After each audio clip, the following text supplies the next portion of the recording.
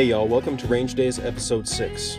Today I took a trip out to Ledger's shooting range located just west of Beaumont near Pine Island in China, Texas. I know by now these reviews may be getting a bit redundant, as of course most generic ranges like those featured on this channel have so many commonalities. My intent is to merely share my experiences and show images of the ranges for those who seek a place to hone their marksmanship. Now let's start with the good. The range is in a pretty rural area, which is always a plus to me. It's well kept and ranges from 7 yards in the pistol area to 200 yards on the rifle line, with all the distance stands you'd expect in between. To my delight, there were no pesky headboards to detract from the fundamentals. My fee for one rifle was $12 along with 2 targets in ear pro, so the value is pretty decent. Now for the things ranging from indifferent to negative in my opinion. The range is serious about no rapid fire, and they remind you of it with signs every couple of meters on the firing line, and will eject you for firing faster than a round every 2 seconds. That's relatively standard, and it isn't a deterrent for me.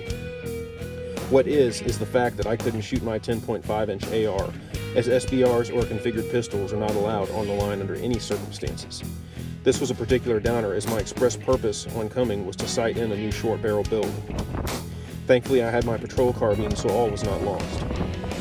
There are no spotting scopes on the range, but that's a luxury I've been spoiled by at a handful of other ranges.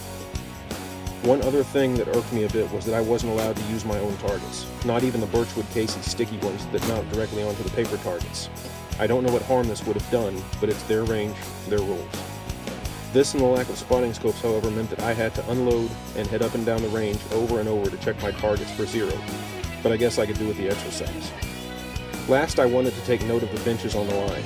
They're a bit difficult to get in and out of, and the seats are pretty high, which will be an issue for many elderly shooters or for those with certain disabilities.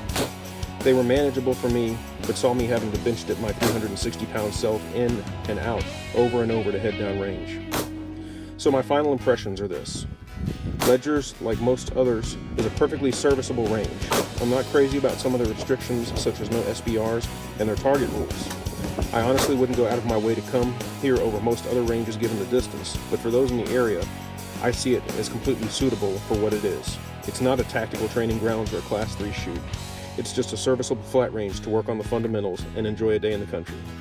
Thank you all for watching. Shoot smart. God bless.